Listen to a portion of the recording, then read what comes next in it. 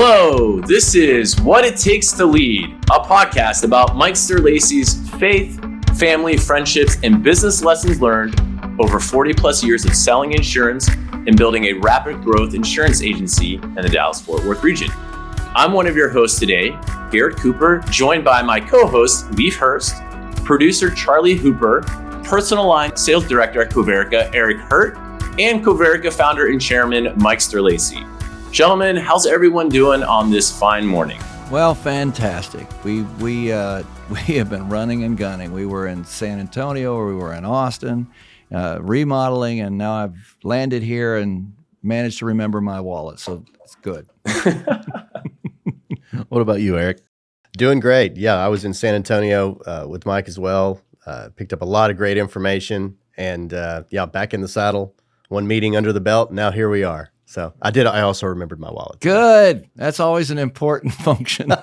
Nice. What was going on down in San Antonio? Yeah. Can you tell our audience a little bit more about your trip? Okay, so San Antonio, well, twice a year, SIAA, which is the corporate arm of the network, which is the CoVerica Agency Alliance, will meet at different venues. And this year they met in San Antonio. Oh, no, I'm sorry, Austin.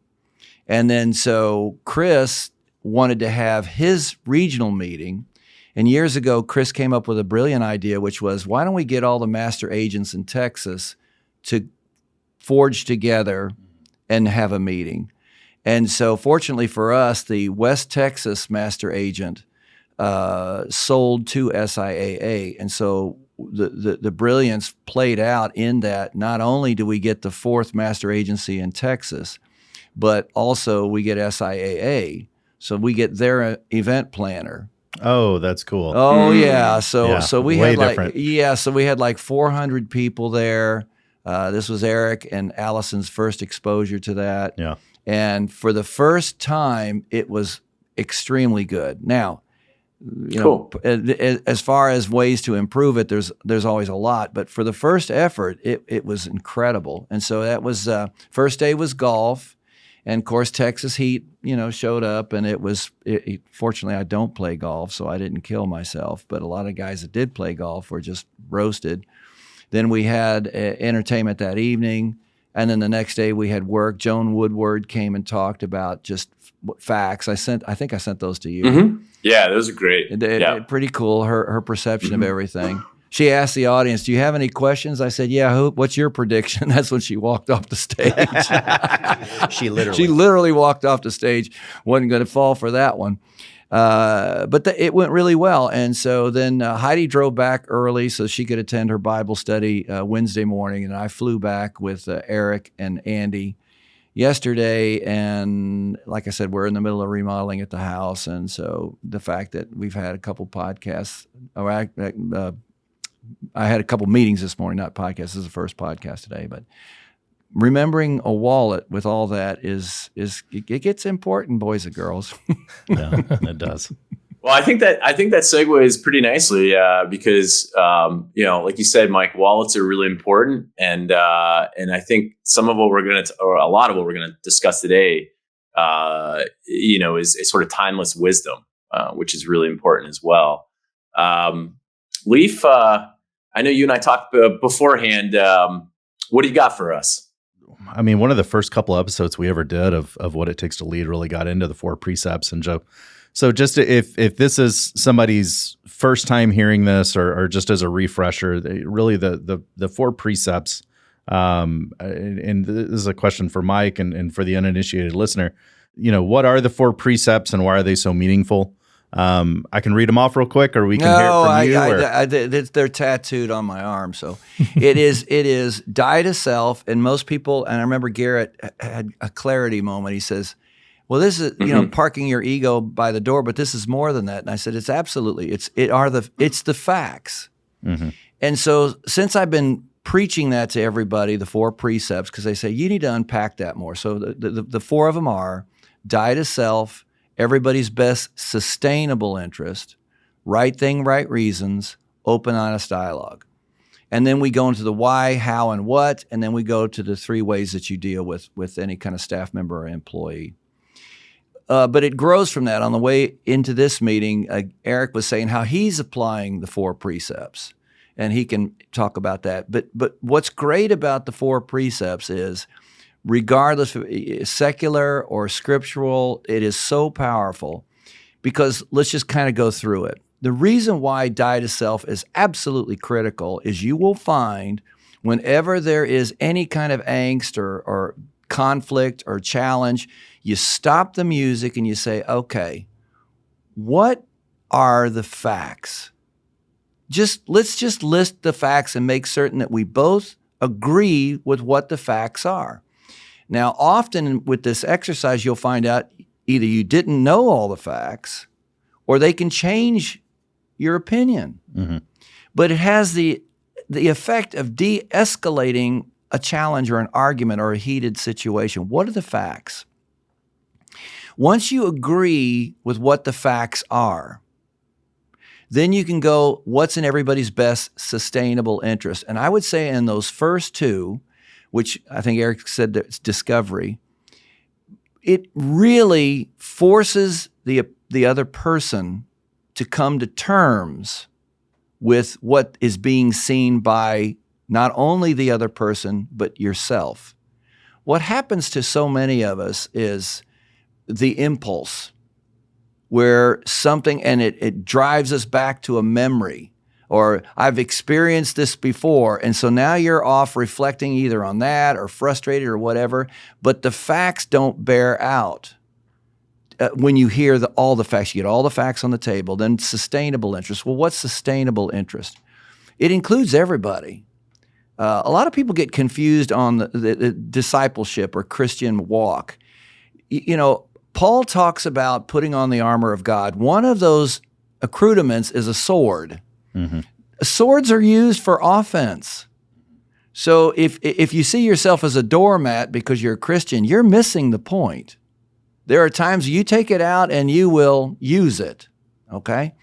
So sustainable interest means it has to be in your best interest too. You could start with yourself if you want, or you could end with yourself, but you got to make certain that you include yourself. My sister Annette, she amazes me. She raises hundreds of thousands of dollars for charities, but when it comes for doing something for herself, she won't do it. How can this be contained in one person? She will, what we would use as a guy extremity, but you won't use it with a girl. So she will go to a guy's office and they're afraid of her because they know she's going to hit him up for at least 10 grand. Right. Or more. And they'll say, Annette, have you hit up so-and-so? She says, they're next, or yeah, I did. Do you want to match what they're doing? Now, but when it comes to like in her bathroom that she remodeled, the guy put the tile up wrong and she's showing it to me. I said, well, did you tell the contractor? Oh, no, I don't want to get anybody in trouble. Yeah, there's like a level of agreeableness of like, why in your personal life is it like this, but in your professional life? Yeah, so with the ethos, or rather the 4 precepts, you can apply them anywhere, anytime, in every situation. That's what's so powerful about them. So dying to self, to see the facts, and sustainable interest of everybody. So let's say that you have a producer that's not hitting their numbers, or a service staff that's not doing what they need to be doing. You just now that you've got the facts, and say, look, here is what you are supposed to be doing, what we've agreed to is what you're supposed to be doing, and it's not being done. Would you agree that it's not being done? Yes or no? I used this on son Michael years ago. He was complaining about his girlfriend's dad and the mother, and complaining about his brother, and complaining. And I said, you know what? Okay, Mike, let's assume you're right. Everybody in the world is wrong except you. Are you acting appropriately? And he stopped and he looked at me. He said, no, I guess not. I'm not. That's the importance and the brilliance of the facts. So a job is not being done. Okay? Now, is that in my best interest? I mean, the fact is, I'm your manager, I'm your friend, I'm your boyfriend, girlfriend, whatever. How is this good for me? Help me understand it, because this is a relationship. We are working together. We're married. We're friends. How is this helping me? And shut up And they have to think about it. And you'll find a lot of people haven't really thought of it like that because they're so hyper-focused on, they're upset about something because they're dragging their luggage from their past. Right. Well, this happened once before, and so this is how it turned out. Well, but that's not in my best interest. And how is that in your best interest? Sustainably. And then you go to the vendors, the carriers, the other people, the children, your other friends. And it is a miracle how well that works because it's taking people, reframing it out of what's in front of them. Because when the emotions take over, or you get on the internet and you say, well, you can find anything you want to find to support your ignorance on the internet. I mean, you can be just a total blithering idiot, and you'll find some other idiot out there that supports you. Now you think, oh, well, there's 10 of us, so we got to be right. No. So that's why that's so important. Then you go to the right thing, right reasons. Well, this is an advantage for believers because we got the rule book, right? It makes it simple. I don't have to be that smart. I can figure out what's right and wrong. Because if you don't do that, then it's totally subjective. And that becomes a problem. We got to then agree, well, what is right? What was it? Herod says, what's truth? Okay. Well, no, it was Pilate that said that. What is truth? Well, but this is going to be a tough one. So then you go to the open, honest dialogue. If you nail at least the first two, you can have open, honest dialogue. I remember years ago we had, I won't mention his name, a producer that was working for us. He had worked for a large bonding company, and he was handling, this is 20 some odd years ago. He's handling about $400,000 of revenue. And he thought, well, they don't have the markets that CoVerica has, and I could do better if I had more markets and blah, blah, blah, blah, blah. So we hired him, and he was not doing well. There is a big difference between handling bonds, the property and casualty for bond customers, than creating customers out of nothing. And so I went to him and I said, this just really isn't working. The second precept, the facts, second precept. And you're hitting him with a fourth precept too of let's have some dialogue about it. That's right. And so we sat down, he looked at me, he says, Mike, I know it. I know I'm not cut out for this. I just didn't have the courage to do anything about it. So now he's gone on and he's working somewhere else and he is much happier. Moral of the story is, if I didn't have that conversation of applying the precepts, I don't know that he would still be here, but he would not be happy. He would not be self-actualizing. He would not find fulfillment. And listen, life is short. You always hear it from older people. But life is very short. But when you're young, my dad used to say, youth is wasted on the young. You're not thinking about building your future or living intentionally as much as you do as you get older. Build your eulogy, not your resume. It becomes more and more important. So when you use those precepts, certainly as a supervisor or a leader or a good friend, you're helping people think more contemplatively about their life. Socrates said, an unexamined life is not one worth living. This is what he's talking about. Right. Yeah, and that's the thing. I mean, one of the things that with the four precepts that's helped me is kind of this concept of your ideas become your ego. And and I asked a question one time after a podcast, and we should talk about it at one point. But it's like, what's the last big thing you changed your mind about? And using the precepts is almost like a framework of it's true. Challenging some of those ideas. That's true. And what's great about that, Leif, is if you can embody that philosophy, that's where great ideas come from. Right. It is whoever came up with the idea of Lyft or Uber. I mean, think about how that has revolutionized, riding in a taxi. But you still have taxis that didn't put them out of business. But the fact that you can handle it differently, somebody had to reimagine it and see it differently and change their mind. Well, maybe doing it this way isn't the best way to do it. Right. I would add to that, Mike, that one of the great things that I've learned about the precepts as I'm taking this journey, kind of tying into a question later, but it weeds out small-minded thinking and selfish thinking. Because, there's a big difference between listening to understand, first of all, just listening, and listening to solve. I'll give my wife credit for that. She's a therapist, and she gave me a great piece of advice. There's a difference between listening to understand full stop, and listening to solve. Listening to solve a lot of times isn't listening at all. It becomes defensive or trying to defend a decision that was made and not even getting to the question. Or Mike, like you like to say, you're answering the question that was asked. That's not really the question. Maybe there isn't a question, but it all ties into a higher level of thought that drives, a collaborative decision-making process in a lot of different ways. And the facts drive the whole thing. I mean, that's the vehicle. The facts are the facts. The question becomes, what do you do with them? We probably ought to get KJ on one of these podcasts because, you have said things that she said. She operates up in the ethereal plane of wisdom that I can only hope to Every time achieve. we get together, our wives are like peas in a pod because, Tiffany she's got her master's to be a therapist and had babies. And so it didn't end up working out as far as it goes. But being married to a therapist is a blessing and a curse. Blessing and a curse. There's a lot of things where I've thrown it back at her a couple times. It's just like, you're the therapist, but she uses it in the Hurt household. She uses it to wave the BS flag, like to get right to the heart of the matter. She's like, hang on a second.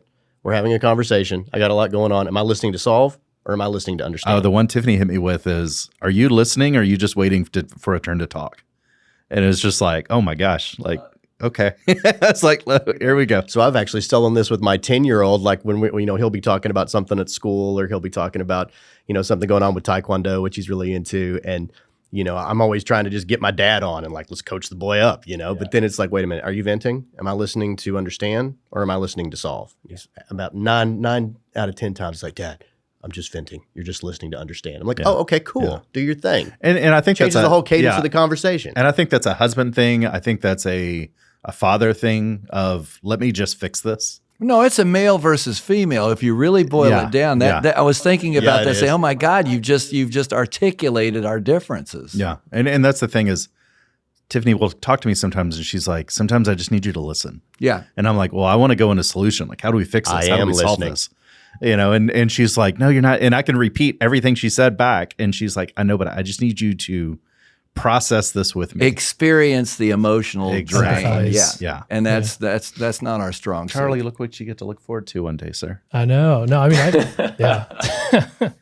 think it goes back to dying to self, right? If you're listening to understand, you're really just listening for those facts and not, to solve things is to put yourself in the situation and say, how can I fix this? Right. But take a step back, listen, get those facts, and then move forward. You're exactly right, Charlie. And to go back to the precepts, so I don't go on a rabbit hole like I usually do. The point being is once you go through it and you get to the open, honest dialogue, then you go to the why, how, what. And the reason why you have to start with the why is because why are we going to do this or not? Why should we do it? Why should we not do it? And then if you agree to the why, then you go to how do we best solve this? Then what actions do we take? Right. In that order. It's a tool that makes complexity more simplistic to approach.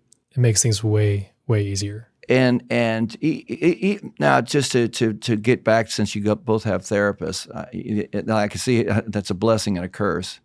I could handle that today, but when I first married my bride, Heidi, there's no way. I would be obnoxious. So not that I'm not obnoxious today, but the point being is to create intimacy. The game of marriage is intimacy. Guys are simple. I've heard this, and I love repeating this because it always embarrasses my wife. Guys are only interested in 4 things: right. Companionship, which includes sex, entertainment, food, and sleep. That's it. That's it. That really is it. That's it, right? And you say that to a woman, and they look at you like you're kidding, right? Yeah, you're a caveman. Like, what are you talking about? I just gave you the roadmap. Yeah, that's it. It's 4 words. But for a woman, and I was much older, so you guys are way ahead of me. Before I really understood that the expression of their emotions and talking about what they're feeling or thinking about is you are becoming one. When you're second guessing yourself and arguing with yourself, you'll allow it because it's yourself. But if it's your wife doing it, it's going to be, wait a minute, what does it mean to become one? So when she's wanting to share with you her emotions and feelings, she's going through that in her head. And if you're one, she's going to bring you into that. So instead of trying to fix it or respond to it, just let them figure it out themselves, because they usually do. Well, they always do at some point. But I noticed that, like, for example, with Samantha and Heidi, they'll get into things and they're fighting. And used to be, I would get involved, which was really stupid, because now you're adding a solution guy to two women that are just venting. Right. That complicates things, right? So finally, Heidi says, just stay out of it. And I said, okay, it's painful, but I see something that just blows me away. I would say you didn't accomplish anything, but somehow they're working together. Yeah, again. when they're It's like, both crying, holding each other, you're like, what the hell just happened?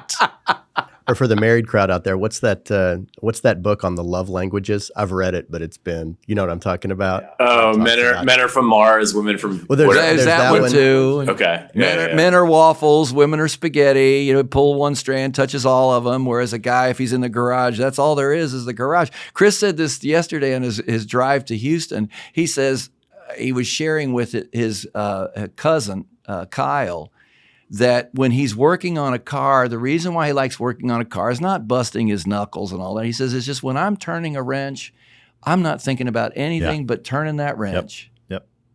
And it's not lost on me that it's five guys in a room talking about women. Yeah. And so I'm sure some female listeners are just well, kind need of some like, y'all got this feedback. all wrong. Yeah. The irony in this conversation is becoming more and more apparent as we dig into it. Let's come back to the precepts for a second. Yeah. So Mike, where did this come from? I mean, I know a few times you and I've talked, and you credit your faith and your expertise on scripture, and that was a source of inspiration. But kind of talk our audience through, like, how did you arrive at the 4 precepts, and then maybe even an example or two, just like recently, how you applied it. And I know, Eric, we're going to get to you in a second about, again, how you applied it recently, but yeah, just where did this come from? Good question. Glenn Campbell, who teaches our Bible study, Leif used to work with him 100 years ago, but he made a comment to me once. He says, Catherine the Great, Alexander the Great, what made them great is they had children and other people, they made other great leaders. So, this whole process of perpetuating CoVerica, it dawned on me pretty early on that what can I do to help other people at least understand why I did what I did and how I went about achieving it and what actions I took. So the precepts were things that I always kind of just did, but I never explained it. And I didn't explain it because I really hadn't thought about it in terms of how can I make this to where it's a tangible thing that other people can use. I remember Rick Brewster years ago when we were talking about sales.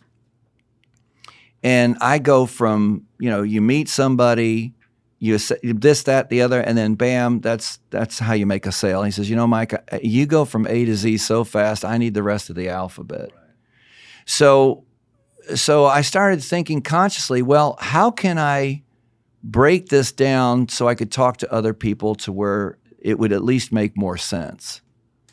So that was the motivation. One was the weight of realizing the real challenge on perpetuating any business is creating other people, A, that understand it and want to do it. That's a big part of it. And B, then you have the ownership side of it. How do you, second precept, everybody's best sustainable interest?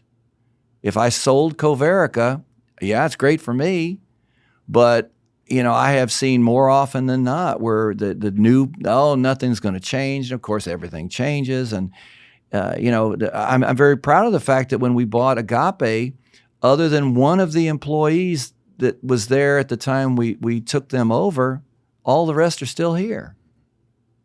So go to any company that bought another company and see how much turnover there was, just as an example. So where it came from was, one, realizing that I had to articulate it in a way that at least other people could see it, argue it, fight it. And what I've realized since then is by putting it out and me explaining it, having to explain it, it's perfecting it. And then other people can do it. So that's where it came from. I've noticed even in the content or in the course of the podcast, they've evolved a little bit. I remember it used to be everyone's best interests, and then it kind of became everyone's best sustainable interests. Right. Which is really cool to see it kind of change as we've been you're explaining it. You're exactly right, because I realized that you can do something that would be not sustainable. Like, say, for example, now that we've done the stock transfer and everybody has stock now. So let's go sell the company now, and now everybody gets more money than they would have gotten. I mean, that's crazy, right? Because that's not sustainable. And I mean, to that point, truth doesn't change and facts don't change, and making decisions quickly isn't always the right course of action, but it speaks to the longevity of it. What's the best sustainable? Yeah, you and I were option? talking about coming up with solutions to things, and you got to look further down the road, because this is what I tell Chris and my kids is, when you come up with a conclusion, you think, well, here's what happened, and so this is what I'm going to do. It's like, come up with 2 or 3. I try and go like 5 to 10, just off the wall things, because usually the first one's wrong. It's not well informed. Or ask the follow-up question of, well, what happens after that? It's like, you got to that conclusion, then what happens? Yeah. Oh, that's a really good one. But the thing is, and to channel Glenn a little bit, just because I did get to know the guy pretty well, is Glenn really thought a lot about how does Merlin pass to Arthur. I mean, I remember working with him. He had this giant, which is a wild thing to like go in an interview and there's like this medieval sword on the wall. And it's just like, well, what's that about? And it really is. It's like, how do you teach leadership? And it's like, it's this framework, it's this lattice that's like, just, run it by these 4 things and then really dig into the why. And then let's get into the how and the what, because so many people just start with the what or start with how. And it's like, hold on, there's some pre-work we got to do to this. So back on the topic of kind of how you arrived at these 4 precepts, I'll say something that's made it really easy for me to integrate into my personal life and my life at CoVerica is how secular they are. My faith isn't as strong as a lot of people in CoVerica. So what were some of the factors that brought you to go from, because these 4 precepts could have been a lot more strongly rooted in, biblical scripture, right? So what kind of led you to make it secular? That's a really good, thoughtful question, Charlie. And I appreciate you saying that you're using it in your personal life. The fact is that the Word of God never changes, but the delivery has to change, and it doesn't. I mean, let's be open and honest here. You go to churches, and it's mostly old people. And old people, and I are one, we want to hold on to things. I remember the CBS, NBC, ABC, and then UHF, VHF, and I loved it. Bonanza on Sunday, and people say, "What's Bonanza?" But life was simple, and it ain't simple anymore. And so as people get older and they have less energy, more aches and pains, and they know that the end is near. I have a grandfather clock that I got from Safeco as an award, and I took off their little plaque and I put on there, "Night cometh."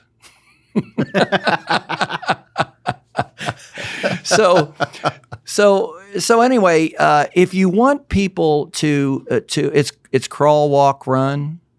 It's some people say it. You want to witness all times, every day, and only when absolutely necessary use words.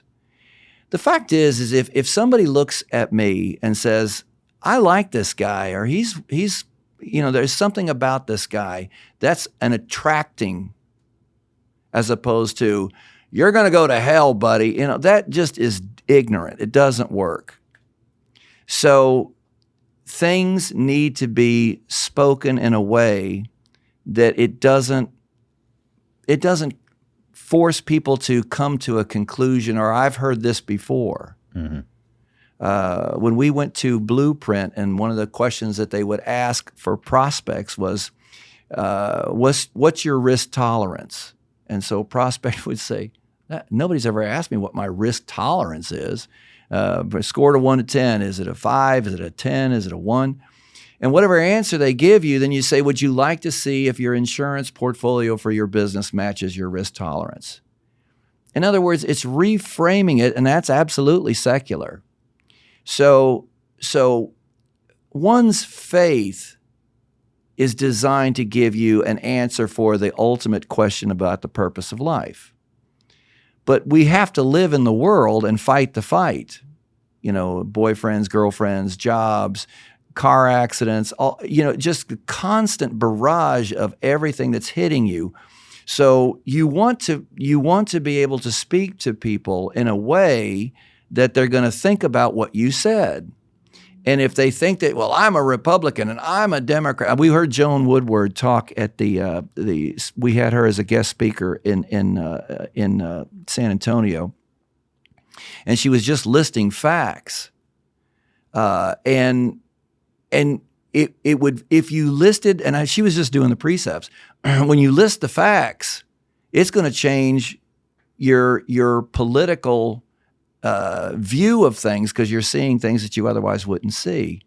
And she says that statistically today, less and less people are identifying as either Republican or Democrat.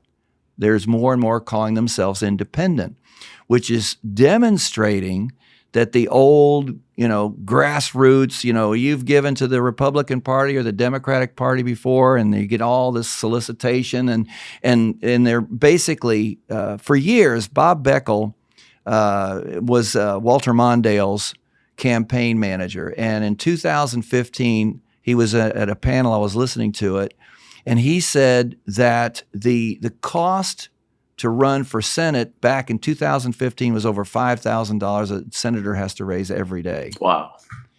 And he said that what he was frustrated with was he was a Democrat, and he'd say, why aren't we promoting the good things that we've done? He says, because that's not going to get people to open up their pocketbooks.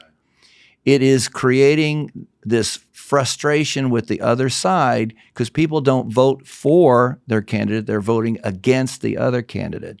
And that's why there's so much this polarization. So coming up with a secular approach to solutions has the greatest opportunity of getting people to rally behind it. Now, if somebody becomes a believer because of that, great. But the point is we have to coexist. I mean, even in Scripture, it talks about making certain that you're supporting the authority, because without authority, you have anarchy.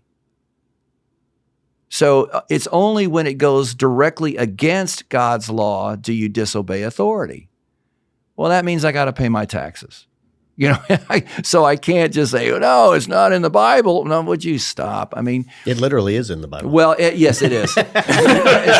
Jesus talks about paying There taxes. you go. in the You're Bible. right. You're right. I was. As much as we wish it wasn't there, it was. No, actually yeah, yeah. Who's on the coin? Caesar. We'll give to Caesar what's Caesar's. God, what's God. So yeah, you're right about that. I was thinking. I was blending two thoughts at the same time. I'm sorry. Yeah. So Erik, it's a humorous point you bring up, but I want to come to, sort of your interpretation or application of the 4 precepts. So Mike was kind of walking me through recently that the two of you had a conversation and you approached him kind of with an idea like, hey, I'm trying to figure out how to deal with this matter with the client. And I just can't seem to come up with a solution. And then, Mike, of course, was like, well, did you try the 4 precepts? Can you kind of walk our audience through that situation and how did it work out for you? Yeah, I'd be happy to. And thank you for asking. And, a little bit of context, in my new role, as a sales director, my thought is embracing these precepts and how it filters into leading a team and collaborative effort and other things that I'll talk about a little later. But putting my producer hat back on, I had a client, a client I've done business with for a long time, big account, and they'd encountered some frustrations with a claim that they had, and the claim had been paid. It was a very, very large payout, and a discrepancy arose with a supplement and there was some arguments between the contractor and the adjuster and the insured and some things that were going on. And he came to me with some frustrations, and the contractor approached me with some frustrations, and I got a call from the insurance adjuster directly. So I'm hearing all sides of this. And I had a thought as far as how I would normally proceed. And my challenge was to take a step back, which I, again, giving my wife credit, I tend to listen to solve far more often than I should. And sometimes experience is the best teacher. But in this case, I really wanted to challenge myself, and I appreciate Mike giving me some mentorship on it.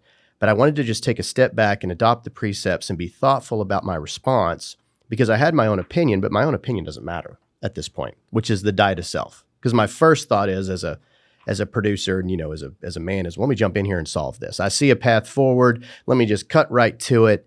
But no, that wasn't the appropriate thought. Or let me fight to win. Right. Or let me get defensive because, I wrote this policy and if the client's not happy, how does that stick to me? And, that's all junk, right? That's all the what.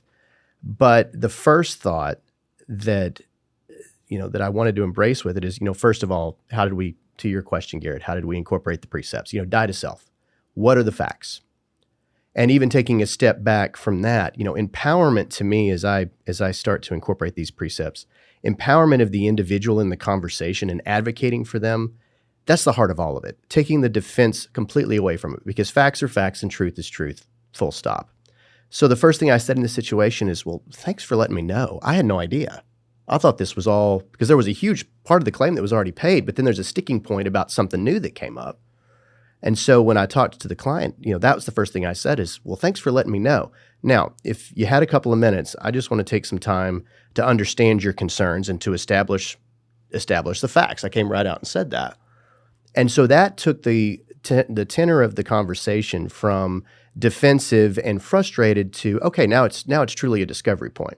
So I've died to self in that moment, or tried to, of, no, I'm not interjecting my own thought on this at all. I just want to understand you're frustrated.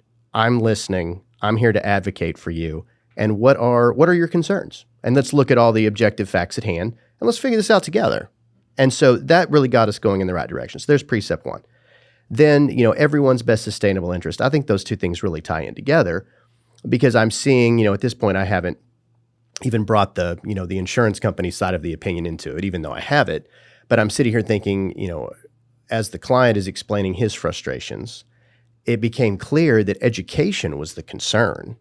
And as the client started talking, it went from, well, my policy's not covering this, and you said this and this and this, to, well, wait a second, I don't think I really understand where the disconnect came from, for one, and for two, I don't think I really understand why this part of the claim was paid and this part wasn't. They seem to me to be the same thing. And they're not. So can you help me understand that? Well, then that gave me an opportunity, again, thank you for giving me the opportunity to educate. Here's what I'm thinking. And some of the, I don't know where I picked this up, but some of the best characteristics of a leader is being able to admit when you don't know and you're not an expert. It's freeing. Mm-hmm. It is so freeing. It is so liberating in that moment to literally you feel like you're taking imaginary gloves off in a potentially combative situation. You're saying, you know what, that's a great point. I hadn't thought of that. I don't know. And I'm not the subject matter expert on that. In this case, the claims adjuster is, but let's collaborate on the I don't understands, and I'll go back and you came with questions. I'll take those questions back and I'll get answers. And then if we have disagreements on what the facts are, well, let's look at the facts and what new facts might be available. And that is, so there's everyone's best sustainable interest. Right thing, right reason. What is my ultimate objective here? The insurance company is looking at it from a contractual standpoint, a payment standpoint, an indemnification standpoint, but taking the time to understand where the client was coming from. And, a lot of facts just came up in the conversation about things that were going on with them personally that are influencing things like frustration and just general temperature of the conversation. And so, what's the right thing? What's the right reason? What are we trying to accomplish? Well, I'm trying to advocate for you. I'm listening. You've got a disconnect between what your expectations were, what you're being told by a contractor, an insurance company, an agent, but you've got a lot of things going on right now personally that you're frustrated about. Well, I hear you. Like, I'm in this with you. It doesn't mean that we're going to get all of what you're asking, or some or none, or maybe it is all or some or none, but we're not there yet. But I'm in this with you. So that's really, the intention in communicating that intention is so liberating as well, because it lets the client know, this guy's listening to me. Mm-hmm. And he's not promising me something. He's not hiding from me. He's not afraid to have a difficult conversation, but he's listening, and he's willing to roll his sleeves up and get me answers, right, wrong, or indifferent. I may not like him, but he's getting to the facts. So that's right thing, right reasons. And then that ties into naturally, the open and honest dialogue, which we were able to understand what was the real question he was asking. Why was he asking it? What was the disconnect? Where did the miscommunication come from? And we were able at that point, as we got through the first 3 precepts, we were able to incorporate the 4th, of open and honest dialogue to understand a way forward. And which tied right into what the insurance company was saying, which was, hey, if there's additional facts to support this disconnect, we're all ears. We just don't see them. Are they there? They either are or they aren't, just the facts. So as we really got into that a little further, then a path presented itself of, well, we just need to, if we feel strongly that this decision was for this supplemental part of the claim should have been paid, and there are facts to support that, the insurance company is saying right here that they are ready, willing, and able to take that information and take a look at it. We don't have that. So if there's anything else that we're missing, any other facts that aren't a part of this, these aren't opinions, let's bring that forward and I'll advocate for you. I'll be a pit bull if I need to. So that went from a frustration point, and I was coming into it with initially a thought of being, defensive and trying to solve, to more of a, let me get into the same boat with you, I'm trying to think of the way to articulate this, but when you're trying to help someone, don't throw them a life preserver, get in the water with them. And then you'll really see what it's like to walk a mile in a man's shoes. Well, that's a very different level of help. Is I'm sitting here treading water with you. I'm not in a boat handing you, I'm not on dry land handing you a life preserver. So there's a very big difference there. And that's been the shift. I mean, you could almost hear the audible click when that landed with me mentally. And, it's not a catch-all. It's not a solve-all. Not everyone's going to agree on everything. And you agree to disagree in a lot of cases. But in that case, you really feel like you've done it right. When you walk away from that conversation, you've gotten the facts, you've died to self, you've presented a solution when asked, and you've set the stage for, if there's continued frustration, well, we'll just keep going back to this. And eventually the facts went out. But the other person feels they feel heard, they feel valued, and they feel advocated for. And that's the whole point. Well, in that one particular example that you gave me, in the course of discussing facts, didn't you find some things that really fell back on the roofer in this situation that put them kind of in the hot water and got you out of it? Mm-hmm. Exactly. And even then, the thought was, well, if the contractor feels it's not me versus the contractor or the insurance company versus you. You take all that away. You completely diffuse it. You're like, okay, so here are the facts. If this was done, but the insurance company was brought in after the fact, well, that's not the way this works. Right. So if there's additional discovery or facts that are needed in order for this additional claim to be considered, well, then all we have to do is have the contractor send that. If he's not sending it, then he either hasn't gotten to it yet, has it and will send it, or it doesn't exist. Those are the only 2 possible outcomes. So at that point, we were able to look at it for what it was, and it's not an opinion. It's not following procedure. Right.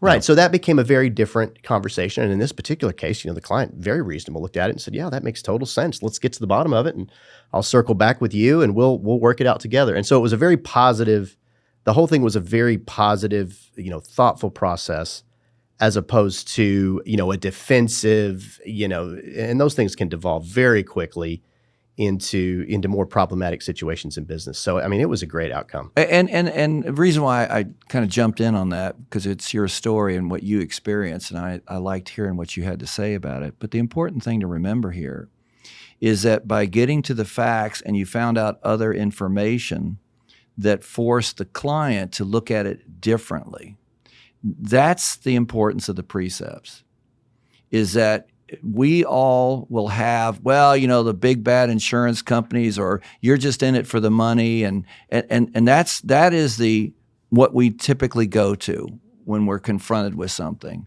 That's what we do in our personal relationships. Well, this happened before. Like there's a joke. Mark Conley said this when his profile, his culture index, and mine are the same. His wife and my wife are the same. He starts laughing. He says, you can give your wife 800 pages of empiric data, and she'll say, that's not been my experience. So that's what you have to realize you're dealing with and why the go to the facts are so critical. Because in when Erik was telling me this, what played out was, and it'll probably be fine, and once the contractor gives the additional supplemental information, the claim would be paid.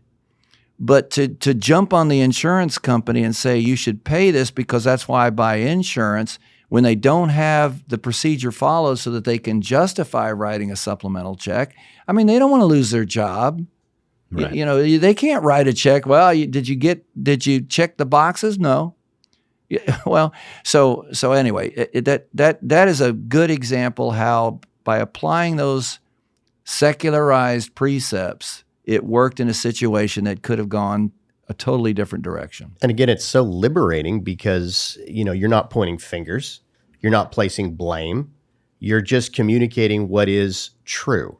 Right. And that is, if there's an additional opinion that we need to bring to light, or additional facts, that we need to bring to light that can get us there, then this is who has them and this is who would send them. And if that doesn't happen, then they're not there, which answers our question also. So the solution, and the thing that's hard for me, and I think hard for a lot of people, as they, especially if you're solution oriented like I am, is you want to articulate that solution. We're going to do this. Sometimes a solution presents itself and you don't even have to acknowledge it. It's just the next logical course of action based on what facts present themselves.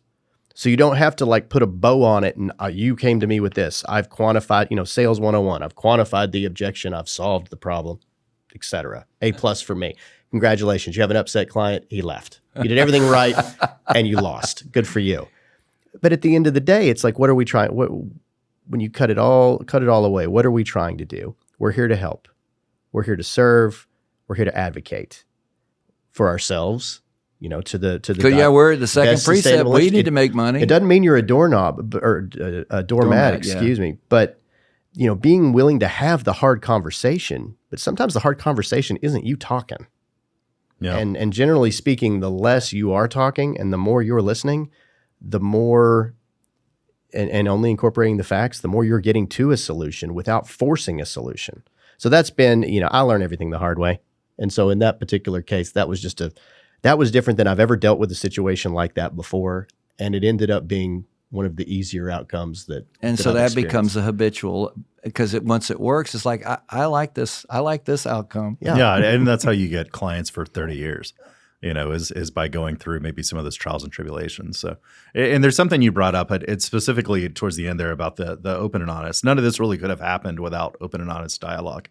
Something I've noticed since we've been kind of living these precepts is some people, they kind of mistake open and honest for blunt and apathetic, and it's like, okay, well, this just, it's time to unload. I'm going to tell you how I really feel, and which is empowering and sometimes is needed. But rarely. Yeah, I know. But there's a part of this that's also, it's about extending grace to people.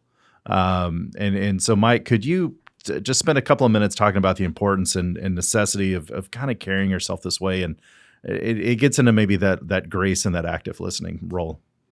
That is so important. And Garrett even said, I think I've got another precept, which is, forgiveness, grace. When a person is repentant, culpable, and contrite, you have to take them back, give them another shot.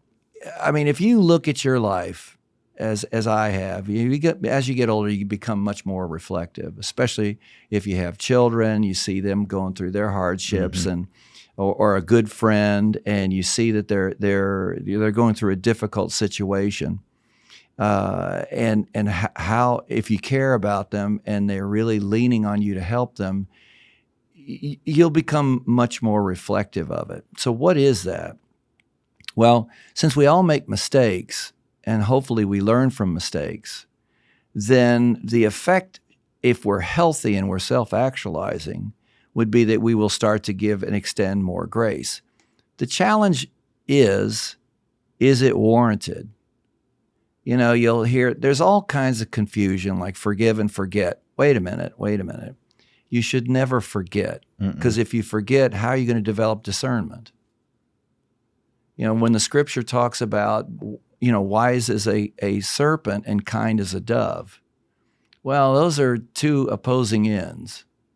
A serpent you don't look at as a friend because it can bite you, and if it's got viper, it'll kill you. But then a dove, they're so the point being that the follow-up question would be, how do you know that a person is contrite and culpable and repentant? They start by typically somewhere in the conversation, if somebody can admit to a mistake, to your point about a leader, that is true leadership. But if anybody would come to you and say, you know what, I was wrong. I apologize for what I've done. I was totally wrong, and I'm sorry. And shut up. No, but, and I did it because of this, or all of these. You just do it, and it's too raw for. But recently, there was an event, and I just fell back into the old Mike and said, on a situation, and cut somebody off at the knees. And after I did it, and I looked in the eyes of the person I had just done this to, and I said, "Oh my God, I am so sorry. It just didn't occur to me that my experience and what I know, you don't have that. So for me to be upset with you because of what you're doing, when you really don't have the knowledge of understanding what you're doing, I'm the person that's wrong." And so I said, "Let's hug." And they're looking at me like, "What?" Well, and I had a similar experience with you, Eric. It flashed in my mind. You overheard me saying something that was totally inappropriate, and it was taken out of context because you didn't hear it, and you were pissed, and I chased you down. You remember this. I do. I says, "You are not leaving until you give me a hug." I was afraid he was going to reach out and punch me, but but to the extent that you're comfortable even discussing that. But the point being is he demonstrated grace towards me. And because of that, his career has done well. We as a company are benefiting from his presence and what he gives. And I can, see that the leadership is being created in other people.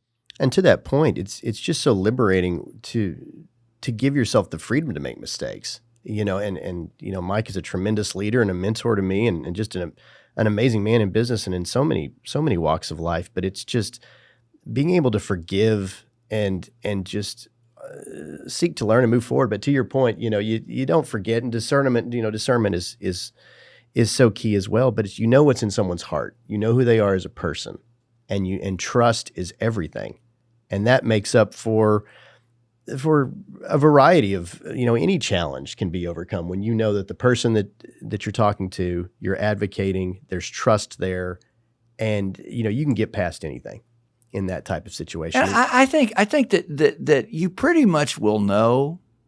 Now you can be surprised, but gosh, if you don't stay vulnerable like that, you'll just become a crusty old fart and jaded. And the more vulnerable you're willing to become, the fewer questions you really have to answer, because the solutions present themselves, and you're empowering the other individual. That's, in the example that you made about when people come in and they're mistaking open and honest for, a gripe session. Right. When you just thoughtfully ask, it's like, well, what do you propose?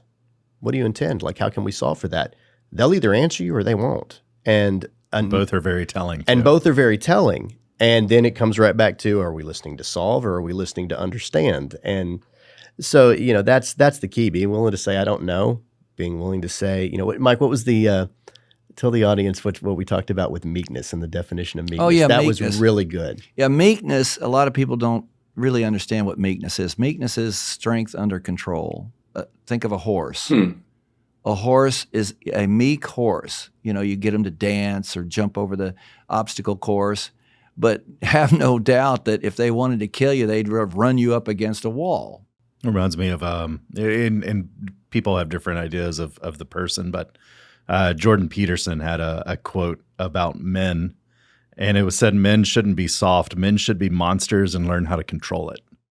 That's exactly right. Now you're getting down to the intimacy, what I share with Heidi. I mean, we've been married 32 years and we're getting closer every year, which is a phenomenal thing. But what attracted her to me was the strength. She wanted somebody, every woman that wants to have a family better have a husband and this is something I've asked Samantha. I said, will this young man work 2-3 jobs if you have a special needs baby and you have to stay home? That takes a lot of perseverance, and that's something that we can either talk about a little bit here or in a future podcast. It's the perseverance. None of what I'm saying or what we're talking about is easy. But what you learn as you get older, the hard way is the right way, and it's the shortcut. I will tell you that one of the reasons why this whole process of stock ownership to the producers and then to the rest of the staff, what triggered me on that, it was a misconception of understanding equity and the value of the revenue of the book of the business. Producers and lawyers, because lawyers look at a contract and they take pieces out of it and they'll argue it. The technicality on it. And of course, I've been in enough lawsuits to say there are 4 corners. I learned that from attorneys. There's 4 corners to the contract, and you better look at every single part of that contract because one can negate the other one. And to say it a little bit differently, Paul Wright, who's a kind of our corporate attorney, when they were talking about equity, he said to the producers, I heard later, he says, I can make equity say anything I want it to say. He did say that. He did say that. And that's what an attorney is supposed to do. So I said, you know what? Let's eliminate this because it's not understood. And I would use the analogy of like this building. We own this building. So we have the rent that comes in this building. Okay, so I could go to Granbury Properties, who manages the property, and say, I'll tell you what, just pay me 15% of the gross. And the other 85% you do with whatever you want. Spend it however you want. I just want the 15%. Well, they're going to be motivated to make certain that it's kept up to date so they can keep the rent rates up so they can make more money. So then I ask this question, who owns the building? I still own the building. Mm-hmm. It's the data and the policy expiration and the information, that's what CoVerica owns 100%. But the revenue, if you had like $1 million book of business, you own half of that. And so when we would go to sell it, whatever we get, you'd get half of that. If you want, so anyway, that's the point. But so by going to the stock thing, and then it dawned on me that to be able to perpetuate this company, the stock option is the only way to do it because what we had created with the value of the revenue in the book was problematic for the producer. Remember the second precept, everybody's best sustainable interest. Well, if you're a producer, at some point you're going to be losing accounts. So you will get to a point to where you'll hit your peak. $400,000 revenue, $1 million of revenue, $1.4 million in revenue, whatever that number is, you've peaked. Once you've peaked, there's nowhere to go but down, when you're doing the roller coaster. Well, if that's converted to stock, then you're part of an organization that will continue to grow. I mean, we've got 40 years of experience to say that that's true. So you have a better likelihood of being protected as a producer with stock over only your book of business. So that's the best interest of the producer. Now, what about the company and everybody else's best interest? Well, once the producers understand that their book of business is not going to kill them. I mean, yes, their commissions on their books gets how much money they make. But now they're in a position to where they would look forward to helping other producers. Right. Because it's raising the water in the bay and all the boats are rising. Right. And then getting the service staff to where they're saying, gee, I'm getting stock as part of my bonus.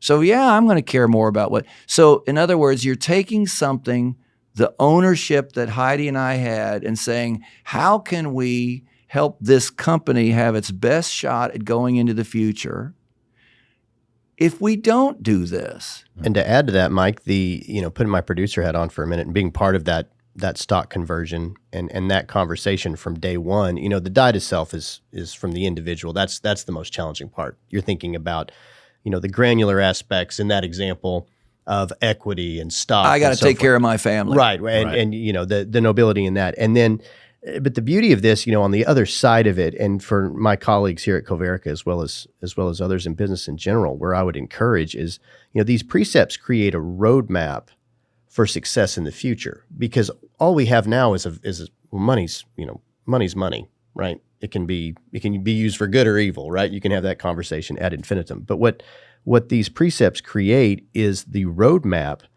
for wealth accumulation and business success in the future. Whatever the stock value is now, the goal is for that to increase over time. Well, how do we get there? Well, it's by following these examples. This is the roadmap. Every decision, macro, micro, anywhere in between, this is the litmus test for discerning how that decision should be made. Should it be made? Who should be involved? The what, the why, the how, all of it ties into that.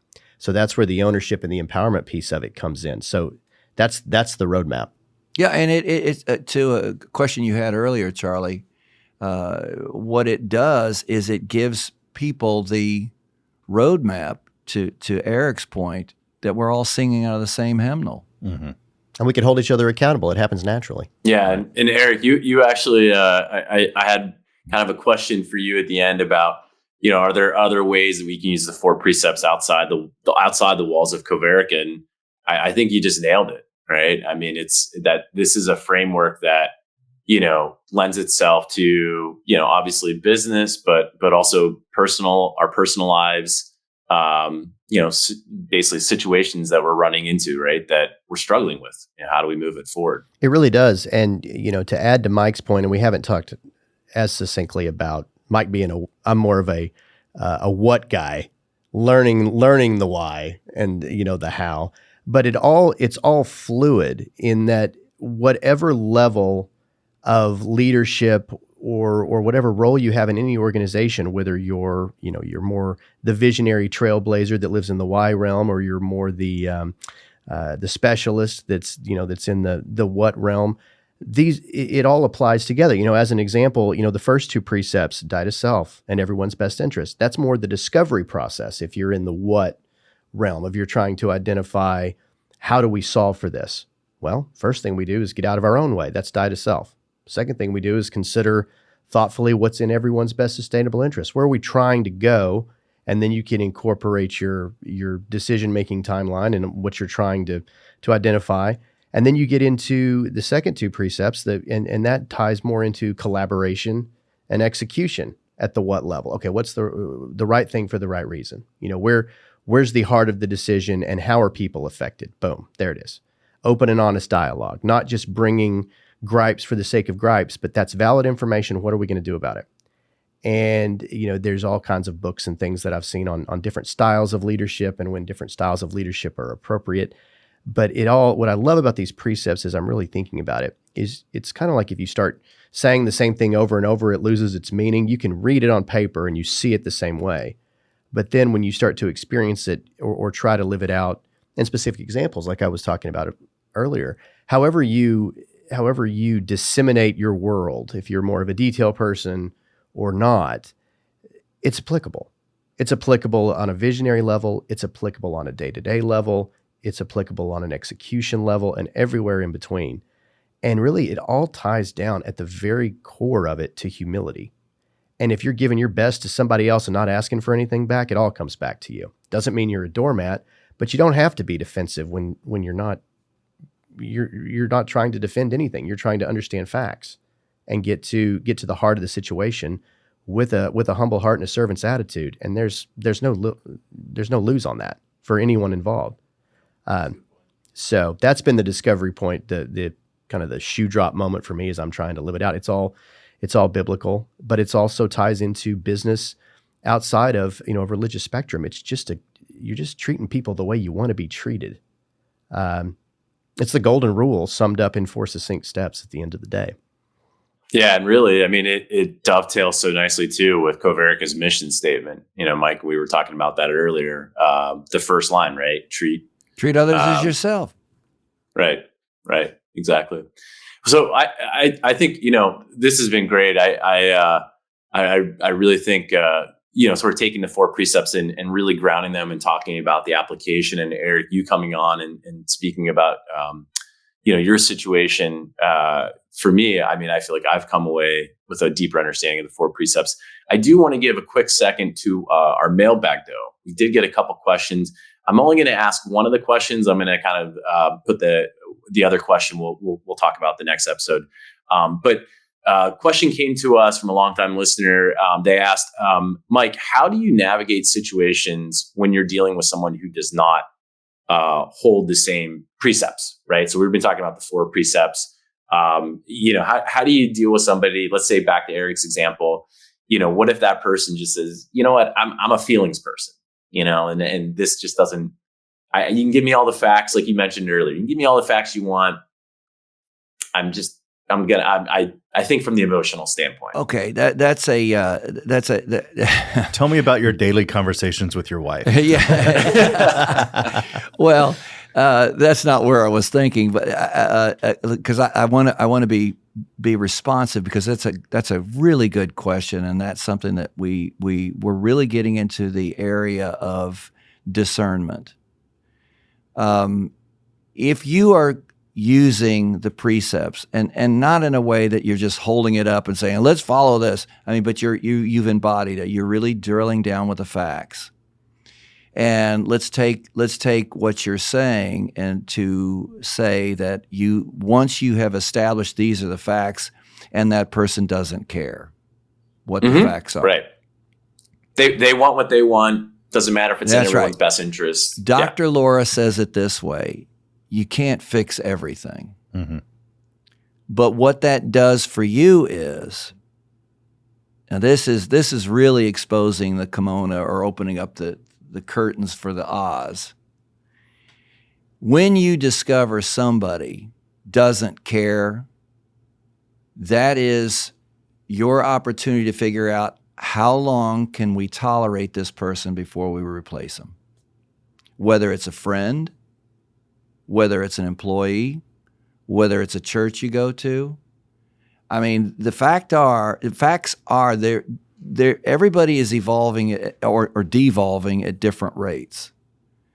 And so when you are in a situation where you're doing all that you can to make a situation work and you're satisfied that you are, that's the time you say, I can't do this, I can't fix this.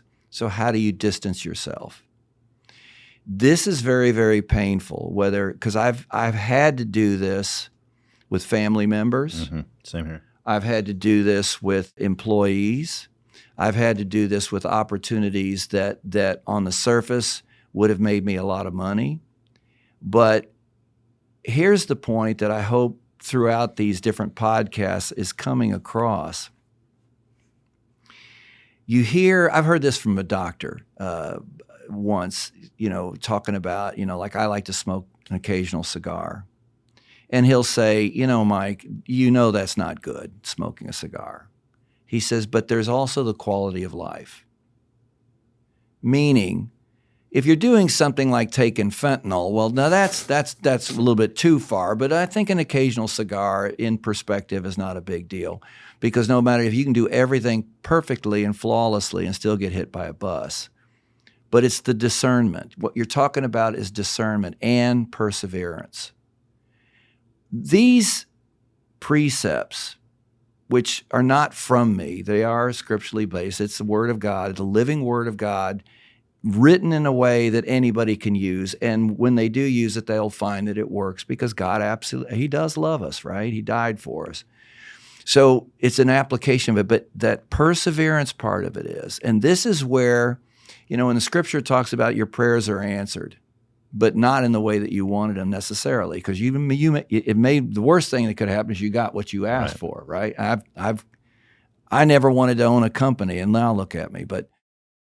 And that's a whole nother podcast. But where I'm going with this is, you will find if you look at your life, one is you look back and you realize how little control you really had to where you are.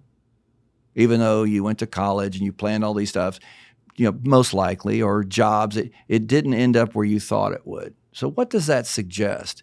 It suggests that if you persevere and keep trying, you will arrive at a place that's better than where you were, right?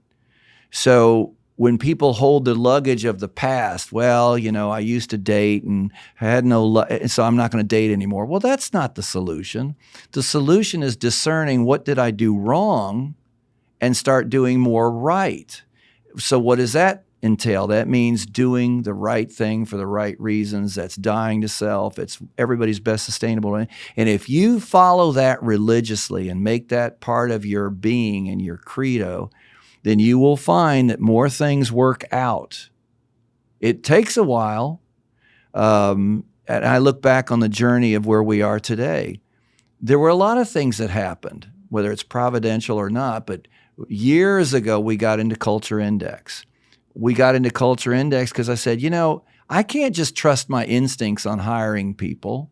So here is a blueprint that lays out people's their need for autonomy, details, sociability, processes, their ingenuity, their logic, and it gave talking points to the whole staff to look at. Well, that was good. Then we discovered Traction, which talks about having the visionary and then also the integrator and how both roles are important. Mm-hmm. So implementing that, we've had that for at least 5 years. Then see where I'm going is, and then Salesforce and all these things that we've done. And to Erik's point, when you make a dumb mistake, you admit it and you move on.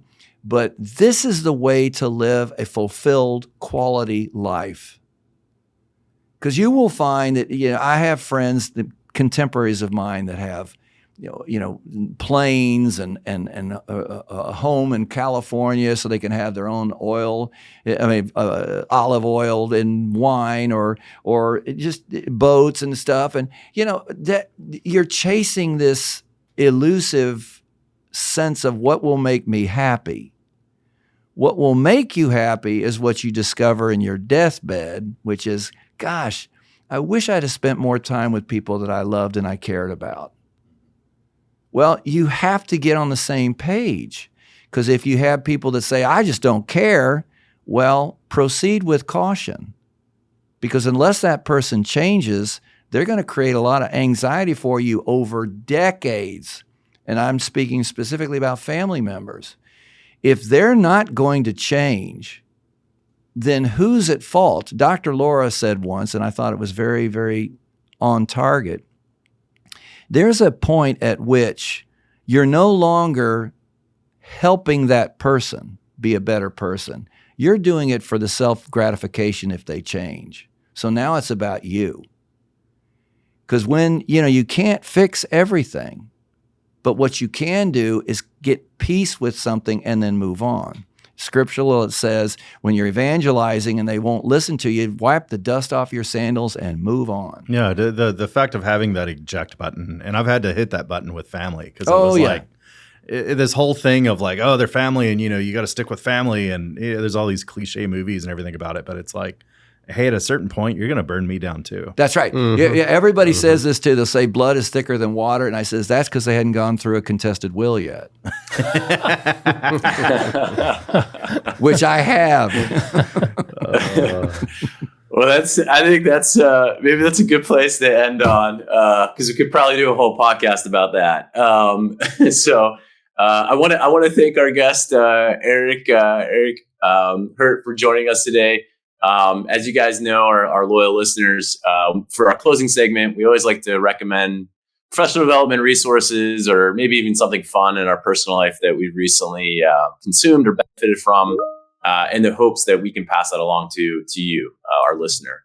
And so I always like to start with Leif, because, we always get a cornucopia of good recommendations. What do you got for us? What do you got for us this week? I got a couple. The first one is, it feels very cliche to give this out as a book, but it's something that I read every couple of years. And I actually just started, you can listen to it on YouTube now.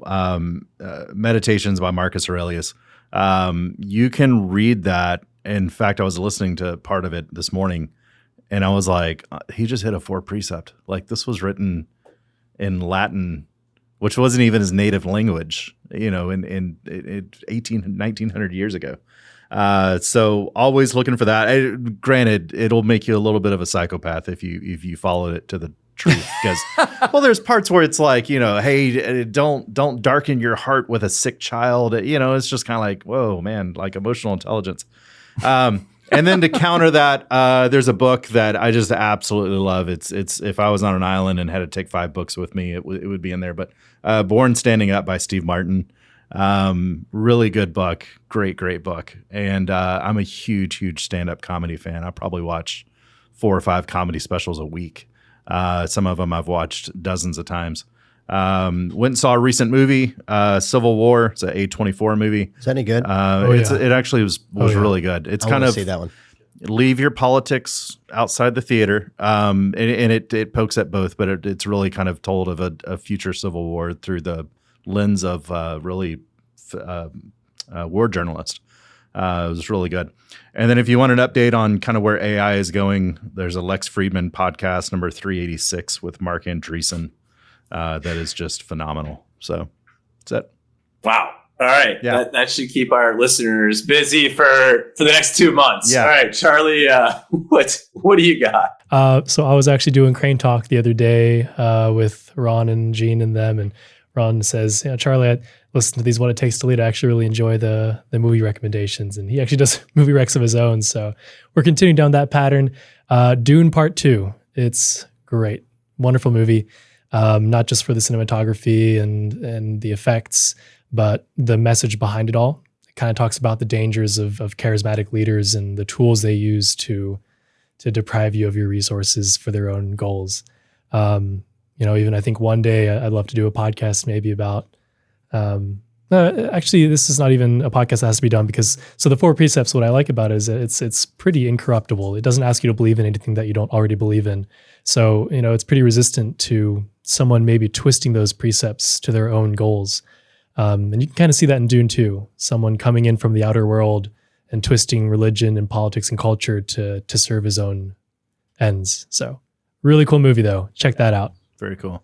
Yeah, I do want to see that. And I can't help but think of, the quote Mike always brings up about Dragnet, right? Just the facts. So as long as you're playing with the facts and just working from the facts, it's hard to get manipulated. Yeah.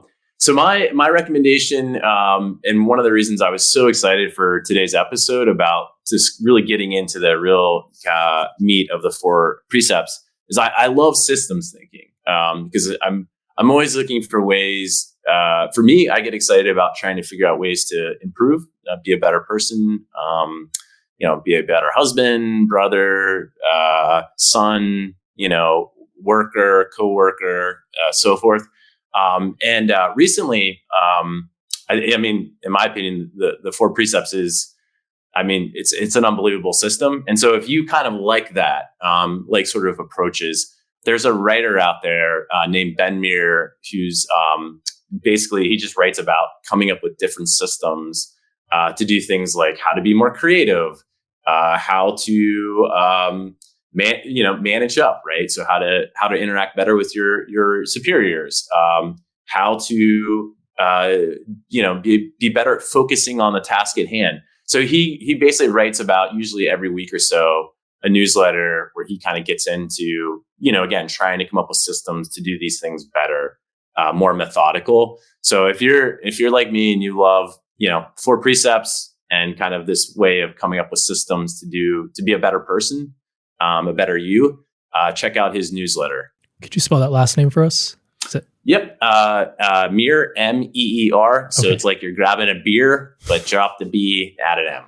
Awesome. No, Garrett's newsletter recommendations, they always hit. They're solid. So yeah, they are. Mr. Hurt, how about you? Yeah, and I guess for me, Garrett, you just mentioned I was going to say one thing, and now I'm going to say something different. There's just a little. I don't have a particular book in mind. I'm reading Good to Great right now. It's been on my on my radar for a long time. And they talk about how there's no magic pill for success, and doing the small things consistently and improve by 1% every day. That's all great, but there's just another little nugget that just popped into my head of finding this may be a little off topic, but, finding your one thing, when you're in business and you're in the day to day and, you're just being a lifelong learner in some way, for me, it's the guitar. I absolutely love all things guitar. It's the time machine for me. I'm a 98 grunge kid, and I can go back and I can, I can listen to Alice in Chains, or I can learn how to play it. So, for me, I've just found this liberation in the creative expression with guitar and music theory and all. That's my one thing. Or whether it's learning a language. And I mean, we're talking about the precepts. Think of, from that manner of speaking, if your only way to communicate with someone was by nonverbal cues, or by just, you could barely speak the language, what would you say then? And there's all kinds of studies that have been done on, the neurons in the brain and music and learning a language, or just engaging in something creatively to where that's your one thing. And in those moments where you're stressed at work or things are getting super intense, having that one thing you can fall back on. It's like a little mental margarita for you in your day. Guitar's that thing for me. When I get stressed out, I start thinking about the amp I want to buy, or the guitar I want to, it's just having that one thing. It keeps you, where I'm going with that is it keeps you engaged and motivated, and it keeps some fun about your day of staying creative and having that one thing and finding that one thing. So, I mean, Good to Great seems to be a great book so far, but that's been a journey for me that's just really helped, is just finding that one thing that drives me, and then keeping the enthusiasm, the energy high. Because otherwise, life can suck the life out of you if you let it, or you can live it to the fullest. It's really up to you. So I'm writing down reread Good to Great by guitar. Yeah. Right. For the I feel like it's like a 2 recommendation, right? It It's really like is. read Collins is Good to Great, and then also like Buy a maybe Fender try playing an Stratocaster. instrument. Yeah. And if you're good at right. guitar, get great at guitar. And then I'm also looking to start a band at 44 years old. So hit me up. There you go. That is awesome. I can play a little bit of lead. What can I? I'm an 80s metal fan, but I digress. Well, mine's going to be real simple, because I needed some kind of an escape here, because I've got so much going on with the perpetuation, and now I'm talking to our attorney to figure out the estate planning now that we've buttoned this down, and it's anyway. So Heidi was at my wife loves a deal. I mean, she loves to go to consignment stores, and she drives me crazy. So she went to a garage sale and found this book. It was by David Baldacci. And I loved a book that I read of his years ago, and the actual name of it was One Good Deed was the name of the book. And it's a story about a guy, after World War II, and he was a soldier, and he ends up becoming a private investigator. And what I didn't realize is that when she bought this book recently, this book is called Dreamtown. And it's a series on this character, the private investigator, which is Archer is his last name. And he only did 3. Well, Baldacci is a tremendous writer, because I'm reading another one where the guy wrote like 38 books. But I mean, they're not near as deep as this guy is. Sometimes I have to have the dictionary, look up some words, but just the complexity in his mind. So he's got like 20 characters in this book, and he's pulling them all together and how they relate, like a real suspense thing. So I'm down about the last 50 pages of it. But that's Dreamtown, and it's fluid, it's fun. I look forward to going to reading it at night after the day. So that's for me. Anything else? Found out Pluto TV. I can watch. Yeah. Heidi loves Blue Bloods. We were talking about this the other day. So she will have Blue Bloods on all day, every day in the background, because she doesn't really watch it, but she loves all the characters. Well, I found, back to your point, Dragnet on there, and I was watching. Nice. It's just so classic. So the facts, ma'am, nothing but the facts. So that's it for me. That's great. Well, great recommendations, guys. And for our audience, we just want to say thank you for listening to another episode of What It Takes to Lead. New episodes drop every other Thursday. If you've got a suggestion or a question, you can always give us a line at podcast@coverica.com. And you can always leave us a message at WITTLPOD on X. Until next time. And by the way, if you like the podcast, like and subscribe. And feel free to leave us a review, and we will see you in 2 weeks. Thanks so much. Bye-bye.